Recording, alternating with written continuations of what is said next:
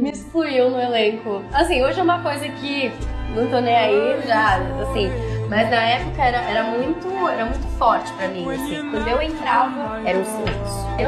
Aí eu saía da sala, todo mundo se divertia. A Sofia Valverde também, que fez estreou Poliana. E a gente ficava lá juntinhas. Ela era minha melhor amiga. Fácil se fazer de coitada e não voltar o que você fazia. E dar em cima de crush, de amiga nossa. Essa pessoa falou para uma outra integrante de Chiquititas: ai, de onde que é sua roupa? Aí a pessoa respondeu, ela: nossa, coisa de pobre.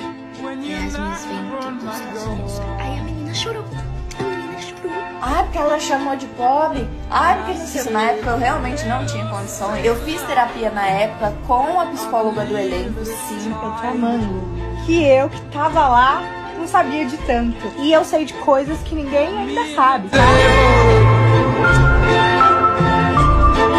Walking side by side,